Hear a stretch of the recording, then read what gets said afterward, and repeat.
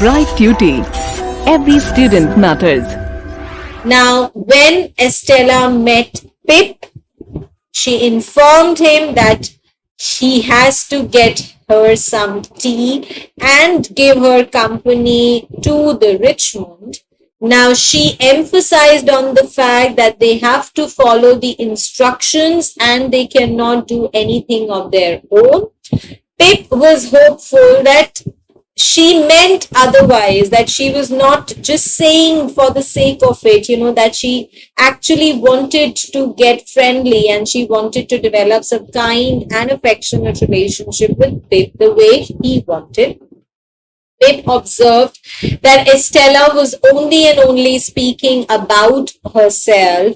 At tea also, Estella told Pip that Sarah, Pocket, Georgina, Camelia and Raymond had resent Pip and are futilely trying, to change Miss Havisham's opinion of him as well, that they did not like Pip, she does not know why, and they were again and again trying to make sure that Miss Havisham also starts to dislike Pip now.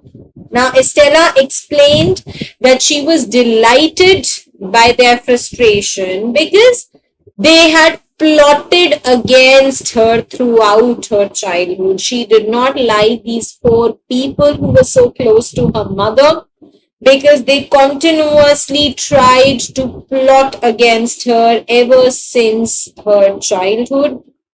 Pip left Estella in Richmond and imagined how happy he would be if he would spend his life with her, even though that it was not going to be a happy company, but a miserable company that she was going to give to him. Now, when he returned to the Pocket's house, which was at Hammersmith, Pip found Mr. Pocket was lecturing somebody. Mr. Pocket was very much respected for his lectures on the household management and, how a child has to be brought up. And Pip thought that he would ask Mr. Pocket's advice about Estella. But noticing that Mrs. Pocket always allowed the baby to play with and swallow the sewing needles, Pip changed his mind. This lady was absurd. Now, taking or thinking about the wealth that he was going to get, again, the word expectations has been written in the bracket because whatever we are reading about is nothing but Pip's great expectations, as the title suggests. So, thinking about the wealth that he was going to get, Pip kept spending the money extravagantly, and he inspired Herbert to spend his money as well. They spend so much money that the two get into debt. They had a lot of money, a lot of debt on themselves. They joined an expensive social club, which was the Finches of the Grove.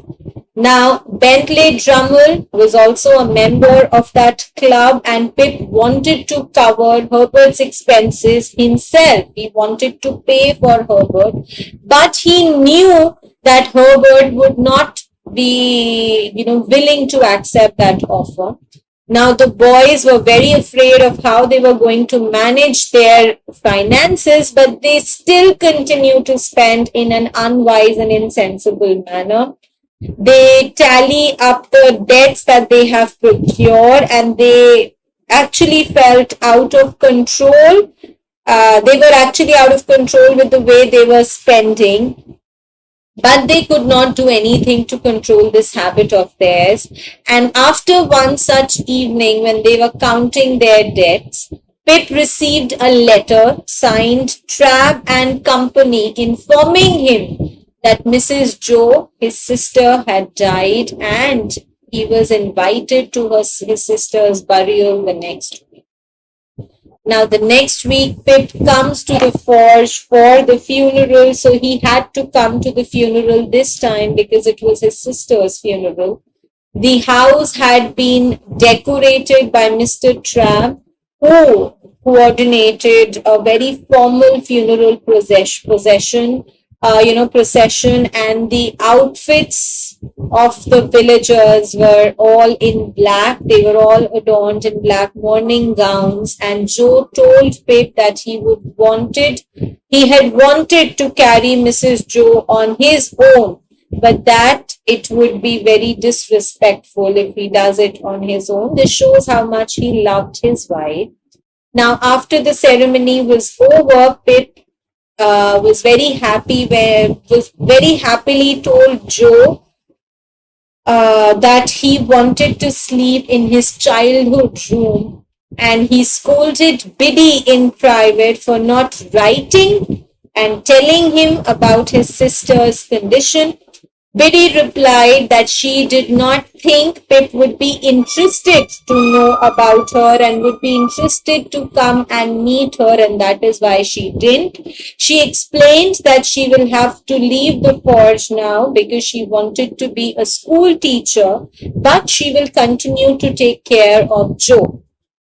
Pip asked to hear about how and what happened to Mrs. Joe's health and how did she die, and Biddy told him that her last words were Joe, pardon, and Pip.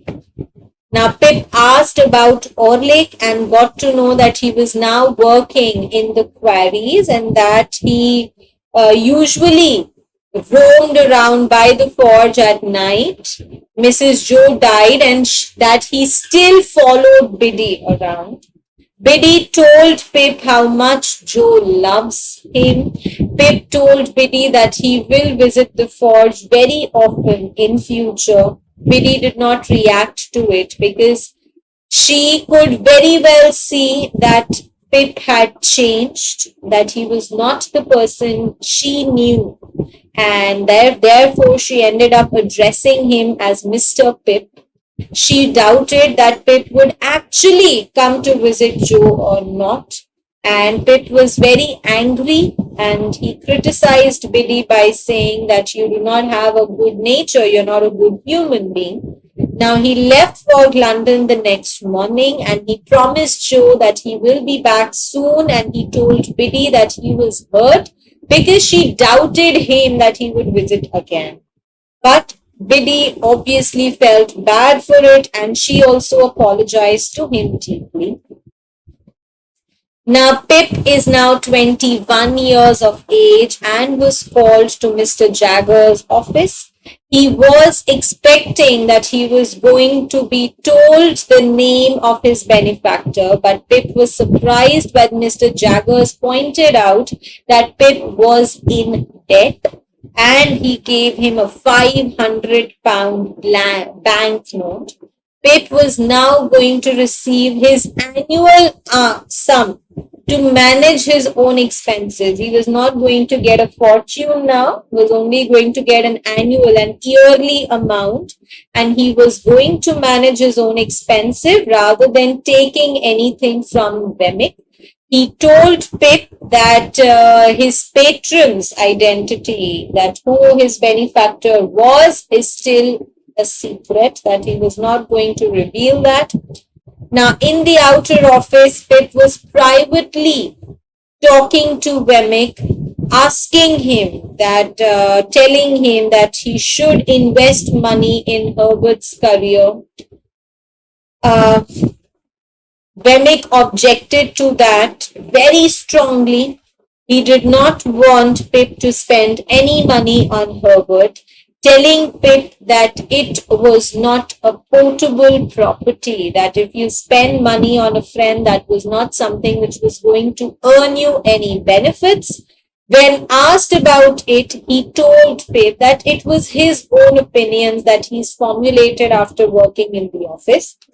Pip told Wemmick that he was going to visit him at Walworth to hear Wemmick's opinions on this.